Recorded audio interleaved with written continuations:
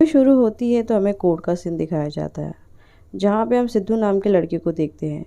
सिद्धू ने on duty कुछ officers के ऊपर हाथ उठा दिया था, जिस वजह से यहाँ पे उसे आना पड़ा। फातिमा मैम जो कि सिद्धू का केस लड़ रही होती हैं, वो जज साहब के सामने सिद्धू के बारे में अच्छा अच्छा बोलती हैं। वहीं हम दूसरी तरफ देखते हैं कि सिद्धू फातिमा मैम के पर्स से पैसे चुरा रहा है। फातिमा मैम की दलीलें सुनने के बाद जज साहब सिद्धू को वार्न करके छोड़ देते हैं। कोर्ट के बाहर जब फातिमा मैम सिद्धू को समझाती है तो सिद्धू भी फातिमा मैम की बातों में हाँ मिलाता है। हर बार की तरह फातिमा मैम सिद्धू से पैसे नहीं लेती, लेकिन इस बार वो सिद्धू से पैसे लेती है। वो कहती है कि मैं हर बार तुमसे फ़ीस नहीं लेती, लेकिन इस बार अगर मैंने तुमसे फ़ीस ना लिया तो तुम्हें बुरा लग जाएगा, इसीलिए वो सिद्धू से फ़ीस लेती है और सिद्धू उन्हीं के चुराए हुए पैसों से उनको फ़ीस पे करता है। अब हम सिद्धू और सिद्धू के कुछ दोस्तों को सिद्धू के घर पे देखते हैं, जहाँ पे कोर्ट की सारी बातें यहाँ पे मजाक के तौर में दोस्तों के बीच में कही जाती है। उन्हीं दोस्तों में से एक दोस्त ऐसा होता है जो फातिमा मैम के बारे में बुरा भला बोलता है, जिसे सुन के सिद्धू को बहुत गुस्सा आता है और वो उसे वार्न करता है कि वो दोबारा फातिमा मैम के बारे में बुरा भला ना कहे। अब अगली सुबह हम सिद्धू को सिद्धू के घर के टेरेस पे देखते हैं, जहाँ पे वो बॉक्सिंग की तैयारी कर रहा था। उसे वही दोस्त कहता है कि तुझे रोनी ने बुलाया है, जल्दी से उसके ऑफिस आ जा। रोनी पेशे से तो बॉक्सर है, लेकिन उसका काम है दुकानों से हफ्ता वसूली करना, सट्टेबाजी करना, लोगों को डराना धमकाना और गुंडागर्दी करना। रोनी के ऑफिस में बहुत से लोग काम करते हैं। उन्हीं लोगों में से सिद्धू का बड़ा भाई भी है जो रोनी के लिए काम करता है। रोनी अपने ऑफिस में मैच देख रहा होता है। मैच के दौरान उसे एक प्लेयर बहुत ही पसंद आता है और उसके खिलाफ वो एक लेटर लिखता है। उस लेटर को देने के लिए वो सिद्धू को ऑफिस में बुलाता है। कुछ देर बाद सिद्धू भी रोनी के ऑफिस आ जाता है और सिद्धू के देख के रोनी बहुत खुश होता है। रोनी सिद्धू को लेटर देते हुए कहता है कि माटुंगा टीम में एक प्लेयर है और ये लेटर उसके लिए है। अगर लेटर में लिखी सारी बातें वो मानता है तो उसे ये पैसे दे देना, अगर वो ना माने तो उसे अपने तरीके से समझाना। इन शॉर्ट वो उसे खरीदना चाहता था। सिद्धू वो लेटर लेके उस प्लेयर के पास जाता है और उसे वो लेटर देख के कहता है कि इसमें लिखी सारी बातें अगर तुम मानते हो तो तुम्हारी सेहत के लिए बहुत अच्छा है, वरना मुझे अपने तरीके से तुम्हें समझाना आता है। प्लेयर लेटर पढ़ के कहता है कि मैं बिकाऊ नहीं हूँ। इस बात को सुनते ही सिद्धू उसे डराने धमकाने और मारने लगता है। प्लेयर इन सब से डर के लेटर में लिखी सारी बातों को मान लेता है। अब वापसी में कुछ बाइकर सिद्धू को ओवरटेक कर लेते हैं, जो कि सिद्धू को बिल्कुल भी अच्छा नहीं लगता, इसीलिए सिद्धू भी उनके पीछे जाता है। आगे जाकर सिद्धू एक रेस्टोरेंट के बाहर कीचड़ में गिर जाता है।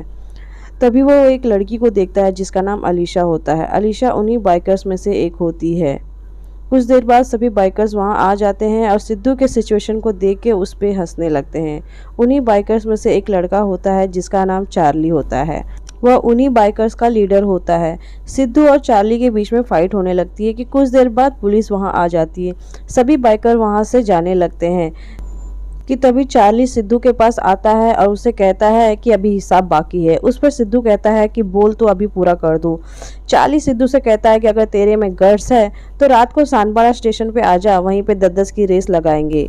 सिद्धू को बिल्कुल भी अंदाज़ा नहीं होता कि ये 10-10 की रेस है क्या, इसीलिए वो अपने कुछ दोस्तों के साथ चार्ली के बताए हुए एड्रेस पे पहुंच जाता है। कुछ देर बाद चार्ली और उसके दोस्त भी वहां आ जाते हैं। चार्ली का एक दोस्त होता है जो गेम्स के सारे रूल्स सिद्धू को बताता है। इन बाइकर्स का इस गेम में ऑलरेडी एक रिकॉर्ड होता है। अगर सिद्धू को ये रेस जीतनी है तो उसे एक नया रिकॉर्ड बनाना पड़ेगा, और सिद्धू बना भी लेता है, जिसे देख के सारे बाइकर्स हैरान हो जाते हैं, क्योंकि अब तक चार्ली का बनाया हुआ रिकॉर्ड किसी ने भी नहीं तोड़ा था। अब जबकि सिद्धू ने एक नया रिकॉर्ड बना लिया है तो अब चार्ली की बारी थी कि वो उससे आगे जाके दौड़े और एक नया रिकॉर्ड बनाए। जब चार्ली दौड़ता है तो भागते भागते अचानक से उसका पैर मुड़ जाता है, जिस वजह से वो ट्रैक पे ही गिर जाता है। सामने से ट्रेन आता देख चार्ली बहुत ही घबरा जाता है और वहां से उठने की उसे हिम्मत नहीं होती है। ये सब देख सिद्धू वहां पे आके चार्ली को बचा लेता है। कुछ देर बाद वहां पे बहुत से लोग आ जाते हैं, जिसे देख के सभी बहुत ही डर जाते हैं। सारे बाइकर्स वहां से भागने लगते हैं। सिद्धू भी अलीशा को लेके वहां से निकल जाता है। कुछ देर बाद सिद्धू अलीशा को उसके घर ड्रॉप कर देता है। अगले दिन सिद्धू अलीशा से मिलने उसके घर पहुंच जाता है, जहां पे उसकी मुलाकात उसके डैड से होती है। अलीशा के डैड सिद्धू के साथ बहुत ही बुरे तरीके से पेश आते हैं, जिसे देख के अलीशा को बहुत ही बुरा लगता है। अलीशा सिद्धू को बताती है कि इस दुनिया में अब उसकी मॉम नहीं है, इसीलिए उसके डैड हमेशा नशे में रहते हैं। उसका एक बड़ा भाई भी है जो अब उनके साथ नहीं रहता। उसके डैड और अलीशा इस घर में अब अकेले रहते हैं। अब अगले दिन रोनी के गुंडे एक दुकान में हफ्ता वसूली के दौरान अविनाश नाम के लड़के के साथ मारापीटी कर रहे होते हैं। उसी दुकान में एक पुलिस वाला नाश्ता कर रहा होता है, जो ये सब देख के भी अनदेखा करता है। तभी वहाँ पे एक सोशल वर्कर आ जाता है जिसका नाम हैरी होता है। हैरी पुलिस वाले से कहता है कि आप ये सब देख के भी एक्शन क्यों नहीं ले रहे हैं। पुलिस वाला उल्टा हैरी को ही डांट देता है। वहीं दूसरी तरफ अविनाश उन गुंडों से अपनी जान बचा के वहां से भागता है। मोहल्ले में पहुंचने के बाद वो बहुत लोगों से मदद मांगता है, लेकिन कोई भी उसकी हेल्प नहीं करता, क्योंकि सब जानते हैं कि अगर वो रोनी के मामले में पड़े तो कल की उनका भी अंजाम यही होगा। इसीलिए अविनाश अपनी जान बचा के सीधा सिद्धू के घर पहुंचता है और उसके पीछे रोनी के गुंडे भी आ जाते हैं और उसे बहुत मारते हैं। ये सब देख के सिद्धू कुछ भी नहीं कहता। कुछ देर बाद वहाँ हैरी पुलिस वाले को लेके वहाँ पहुँच जाता है। वो पुलिस वाला भी रोनी के हाथों बिका रहता है, इसीलिए वो उन गुंडों के खिलाफ कुछ नहीं करता, उल्टा अविनाश को एक थप्पड़ मारता है और उन गुंडों को लेके वहाँ से चला जाता है। गुंडों और पुलिस वाले के जाने के बाद सिद्धू अविनाश से कहता है कि इसे क्या ज़रूरत थी उन लोगों के मुंह लगने की, उन्हें पैसा दे के अपनी जान छुड़ा लेता। उसकी बात सुन के हैरी को बहुत बुरा लगता है। हैरी कहता है कि हम इसी तरह से उनके सामने कमज़ोर बने रहेंगे तो वो हमें इसी तरह से डराते धमकाते रहेंगे। हैरी की बातें सच झूठ सही गलत वाली होती है, मानो वो कोई आंदोलनकारी हो, जिसे सुनकर सिद्धू को उसके डैड की याद आ जाती है। उसके डैड भी एक आंदोलनकारी थे जो हमेशा इसी तरह की बातें किया करते थे। कुछ देर बाद रोनी को जब ये सब पता चलता है तो वो गुस्से में आग बबूला होके अपने ही आदमियों को मारने लगता है, क्योंकि पहली बार ऐसा हुआ है कि कोई उसके खिलाफ गया हो। उसे डर होता है कि आज एक बोला है कल पूरा मोहल्ला उसके खिलाफ बोलेगा, ऐसे तो लोगों के बीच में उसका डर खत्म हो जाएगा। वो गुस्से में अपनी रिवॉल्वर निकालता है। तभी सिद्धू का भाई जय रोनी को समझाता है। वो उससे कहता है कि बड़ी मुश्किल से हमें कॉन्ट्रैक्ट मिला है, अगर तुम ऐसी कोई गलती करोगे तो शायद ये कॉन्ट्रैक्ट भी हमसे छीन जाएगा।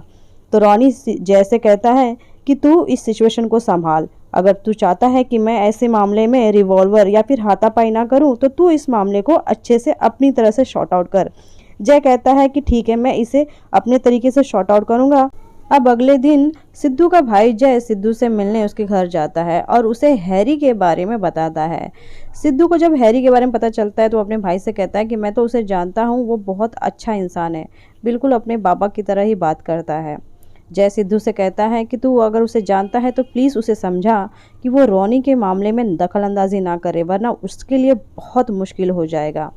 सिद्धू भी नहीं चाहता कि हैरी के साथ कुछ गलत हो, इसीलिए वो कहता है कि ठीक है, मैं उससे बात करूँगा। अब उसी शाम सिद्धू हैरी से मिलने जाता है, जहाँ पे वो मोहल्ले के कुछ लोगों को इकट्ठा करके रोनी के अत्याचारों से बचने की बात कर रहा होता है। सिद्धू को वहाँ पे देख के मोहल्ले के सभी लोग हैरान हो जाते हैं, क्योंकि वो लोग जानते हैं कि सिद्धू का बड़ा भाई रोनी के लिए काम करता है और कहीं ना कहीं सिद्धू भी इनडायरेक्टली रोनी के लिए ही काम करता है। इसीलिए वो सिद्धू के सामने किसी भी पेपर पे साइन करने से इनकार कर देते हैं। पर मौका पाते ही सिद्धू हैरी को समझाता है। वो कहता है कि रोनी एक गुंडा है और तू उसके मामले में अगर दखल अंदाजी करेगा तो वो तुझे छोड़ेगा नहीं, इससे बेहतर है कि तू उसके मामले से दूर रहे। अब अगले दिन फातिमा मैम के ऑफिस में हैरी अविनाश का बयान लिखवाता है ताकि वो अदालत में रोनी के खिलाफ उसे इस्तेमाल कर सके। उसी शाम रोनी और जय कोर्ट का नोटिस लेके सिद्धू के पास आते हैं। वो कहते हैं कि तूने हैरी को कैसे समझाया, उल्टा उसने तो रोनी के खिलाफ नोटिस ही भेज दिया है। सिद्धू कहता है कि मैंने तो उसे समझाया था। उस पर रोनी कहता है कि तू एक काम कर, मेरी एक मुलाकात हैरी से करा दे, मैं उसे अपने तरीके से समझाऊंगा, शायद वो मान जाए। सिद्धू हैरी के घर पहुंचता है, उसे कहता है कि मुझे तुमसे कुछ बात करनी है, इसीलिए मैं तुम्हारा ब्रिज पे इंतजार करूंगा, तुम वहीं पे आ जाना। जब हैरी ब्रिज पे पहुंचता है तो उसकी मुलाकात सिद्धू से नहीं बल्कि रोनी से होता है। रोनी हैरी से कहता है कि तुम मेरे मामले में अब दखल अंदाजी करना बंद कर दो, वरना ये तुम्हारे लिए अच्छा नहीं होगा। उस पर हैरी कहता है कि मैंने हमेशा सत्य का साथ दिया है, गलत मुझे बिल्कुल पसंद नहीं। उनके बीच में आपसी में मतभेद होता रहता है। ये सारे नज़ारे दूर से जय और सिद्धू देख रहे होते हैं। तभी अचानक से रॉनी हैरी के ऊपर हमला कर देता है, जिससे देख के सिद्धू बहुत ही घबरा जाता है। लेकिन जय उसे कहता है कि ये रॉनी का स्टाइल है, वो उसे समझा रहा होगा। लेकिन देखते ही देखते रॉनी हैरी को ब्रिज से नीचे फेंक देता है। ये देख के सिद्धू बहुत ही शॉक हो जाता है और गुस्से में आग बबूला होकर रॉनी के ऊपर हमला कर देता है। तभी सिद्धू का भाई जय उन दोनों के बीच में आता है और सिद्धू को थप्पड़ मार देता है। गुस्से में आग बबूला होकर सिद्धू वहां से चला जाता है। उसके पीछे जय भी जाता है, उसे समझाता है कि रॉनी एक गुंडा है और उसके काम में इस तरह के हादसे होते रहते हैं। उसके काम में जो भी दखल अंदाजी करता है रॉनी उसका हाल यही करता है। सिद्धू को बहुत बुरा लगता है कि उसका अपना सगा भाई आज एक गलत आदमी का साथ दे रहा है और आज उन्हीं दोनों की वजह से एक अच्छे इंसान की जान चली गई। अगले दिन सिद्धू अलीशा से मिलने उसके घर जाता है, जहाँ पे उसे बहुत बड़ा शौक लगता है। उसे पता चलता है कि अलीशा के बड़े भाई की एक्सीडेंट में मौत हो गई और वो कोई और नहीं बल्कि हैरी था। हैरी ही अलीशा का भाई था जो अब उनके साथ नहीं रहता था। उसी रात सिद्धू को सपना आता है कि जैसे अलीशा को सच्चाई पता चलने पे वो उससे दूर हो गई है और हैरी के कत्ल में उसके भाई जय को फांसी की सजा हो रही है। सिद्धू सपने से बहुत ही घबरा जाता है, इसीलिए सुबह वो डिसाइड करता है कि वो फातिमा मैम के पास जाएगा और हैरी के मामले में जो कुछ भी हुआ है वो सब फातिमा मैम को बताएगा। सुबह सुबह ही सिद्धू फातिमा मैम से मिलने जाता है और हैरी के बारे में जो कुछ भी जानता है वो सब उन्हें बताता है। लेकिन यहाँ पे वो रॉनी और जय का नाम नहीं लेता, क्योंकि वो अपने भाई जय से बहुत प्यार करता है और वो नहीं चाहता कि जय इन सब मामलों में उसे सजा हो, इसीलिए वो सारा ब्लेम अपने ऊपर लेता है। लेकिन फातिमा मैम जानती है कि सिद्धू मारपीट कर सकता है, लोगों को डरा धमका सकता है, लेकिन वो किसी का मर्डर नहीं कर सकता। इसीलिए फातिमा मैम सिद्धू से सख्ती से पूछती है कि तुम किससे बचाने की कोशिश कर रहे हो। इस पर सिद्धू कहता है कि मैं किसे भी बचाने की कोशिश नहीं कर रहा हूँ, लेकिन हैरी के मर्डर का इल्ज़ाम मैं अपने सर लेना चाहता हूँ। उस पर फातिमा मैम कहती है कि अगर ये सारी बातें अलीशा को पता चली तो क्या वो तुम्हें माफ़ कर देगी। सिद्धू नहीं चाहता कि अलीशा को किसी और से पता चले, इसलिए सिद्धू खुद डिसाइड करता है कि वो अलीशा को पूरी सच्चाई बताएगा। सिद्धू अलीशा से मिलता है और हैरी के मर्डर में वो जो कुछ भी जानता है वो अलीशा को बताता है। अलीशा पूरी बात सुन के रोने लगती है और सिद्धू को वहां से छोड़ के चली जाती है। अब उसी शाम सिद्धू का बॉक्सिंग मैच होता है, जहाँ पे जय और रॉनी भी होते हैं। सिद्धू मैच में अच्छा परफॉर्म कर रहा होता है। अब जबकि रॉनी का पैसा अपोजिट बॉक्सर पे लगा होता है तो वो जय से सिद्धू को हारने के लिए कहता है, जिसे सुन के जय को कहीं ना कहीं बहुत बुरा लगता है। लेकिन रॉनी ने कहा है तो उसे उसकी बात माननी पड़ेगी। जय सिद्धू से मैच हारने के लिए कहता है, जिसे सुन के सिद्धू को बहुत बुरा लगता है। इसीलिए वो मैच को बहुत ही बुरी तरह हारता है, जिसे देख के कहीं ना कहीं जय को सिद्धू के लिए बहुत बुरा लगता है। मैच के बाद जय सिद्धू से मिलने घर जाता है। अब हम देखते हैं कि दोनों भाइयों के बीच में बहसबाजी चालू है। जय सिद्धू को समझाता है और सिद्धू जय को उल्टा समझाने लगता है। उसे पता है कि अब उसे क्या करना है। सिद्धू ने फाइनली डिसाइड कर लिया है कि अब वो रॉनी के खिलाफ गवाही देगा, इसीलिए वो अगली सुबह फातिमा मैम से मिलता है। सिद्धू के बयान पे कोर्ट का नोटिस लेके फातिमा मैम रॉनी के ऑफिस पहुंचती है। कोर्ट का नोटिस देते हुए फातिमा मैम रॉनी से कहती है कि अगले दिन तुम्हारी कोर्ट में पेशी है, तुम्हें आना पड़ेगा। रॉनी गुस्से में आग बबूला होकर कहता है कि किसकी शामत आई है जो मेरे खिलाफ गवाही देगा। उस पर फातिमा मैम रॉनी से कुछ नहीं कहती है और वहां से चुपचाप चली जाती है। लेकिन रॉनी को जब इस बात का पता चलता है कि उसके खिलाफ सिद्धू गवाही दे रहा है तो वो अपने आदमियों को सिद्धू को मारने के लिए भेजता है। तभी जय कहता है कि मेरा भाई ऐसा कर ही नहीं सकता, उसे जरूर किसी ने भड़काया होगा, तुम मुझे मौका दो तो मैं खुद अपने भाई को समझाऊंगा। रॉनी कहता है कि अगर तू चाहता है कि तेरे भाई के साथ कुछ गलत ना हो तो तू जाके उसे समझा, वरना उसका हाल भी वही होगा जो हैरी का हुआ था। जय जब सिद्धू को समझाने के लिए रॉनी के ऑफिस से निकलता है तब रॉनी का एक आदमी जिसका नाम शंकर है वो जैसे कहता है कि मैं तेरे साथ आता हूँ, शायद मेरे आने से तुझे थोड़ी हिम्मत मिल जाए। अब जय सिद्धू से मिलता है, सिद्धू को बहुत समझाता है। वो कहता है कि तुम अपना बयान ले लो क्योंकि रॉनी बहुत बड़ा गुंडा है, वो तुम्हारे साथ कुछ भी कर सकता है। उस पर सिद्धू कहता है कि मैं उससे डरता नहीं हूँ, मैं अब उसके खिलाफ बोलूँगा।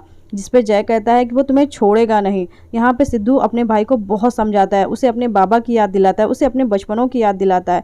ये सब सुन के कहीं ना कहीं जय को भी रियलाइज़ होता है कि वो गलत कर रहा है। सिद्धू जय से कहता है कि अगर तुम चाहो तो हम दोनों मिलकर रॉनी के खिलाफ गवाही दे सकते हैं। उस पर सिद्धू का भाई जय कहता है कि वो बहुत आगे आ चुका है, अब पीछे मुड़ना उसके बस की बात नहीं है। अब यहाँ पे दोनों बहुत इमोशनल हो जाते हैं और गले मिलके बहुत रोते हैं। अब जय रॉनी के किसी भी काम में उसका साथ नहीं देना चाहता, इसीलिए भाग के वो शंकर के पास आता है जो उसके साथ आया था। वो कहता है कि शंकर मुझे यहाँ से दूर ले चल, मैं रॉनी के साथ अब और काम नहीं करना चाहता। शंकर कहता है तू चल मेरे साथ, मेरे पास एक जगह है जहाँ पे रॉनी तेरा कुछ भी नहीं बिगड़ सकता। जय उस पर भरोसा करके उसके साथ वहाँ चला जाता है। लेकिन वहाँ पहुँचने पर जय को वहाँ पे रॉनी मिलता है, यानी कि शंकर ने ऑलरेडी जय के बारे में रॉनी को बता दिया था। अब यहाँ से सीन शिफ्ट होता है तो हम अलीशा को देखते हैं जो सिद्धू से मिलने उसके घर आई है।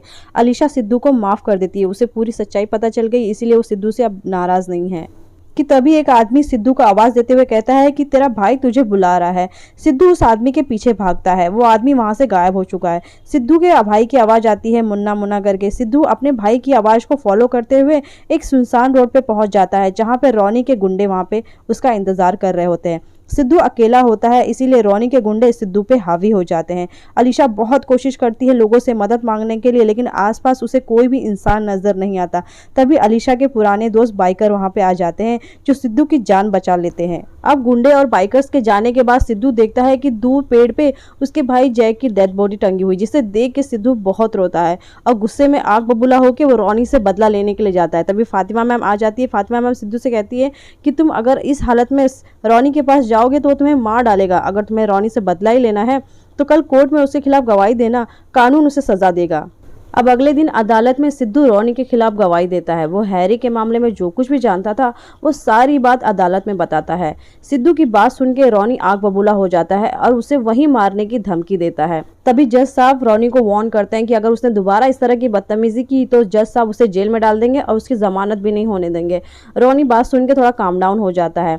अब पूरे केस की सुनवाई नेक्स्ट वीक में टाल दी जाती है। कोर्ट के बाद जब सिद्धू घर वापस आता है तो वो देखता है कि उसके घर की सारी सामानें बाहर फेंकी गई हैं, जिसमें उसके बाबा की फोटो भी है जो पूरी तरह से अब टूट गई है। सिद्धू गुस्से में आग बबूला होकर रोनी के पास जाता है और उससे खूब गालियां देता है, उसे खूब डराता धमकाता है। सिद्धू की बात सुन के रोनी गुस्से में आग बबूला होकर अपने ऑफिस से बाहर आता है। वो सिद्धू को चैलेंज करता है कि तू यहाँ से चला जा वरना मैं तेरी बुरी हालत कर दूंगा।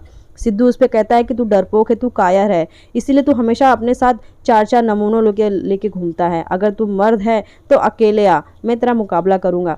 सिद्धू की बात सुन के रोनी उसके चैलेंज एक्सेप्ट कर लेता है। अब दोनों के बीच में बहुत ही मारा पीटी होती है। आपको बता दिए मूवी का आखिरी सीन है, तो सिद्धू और रोनी के बीच में बहुत मारा मारी होती है।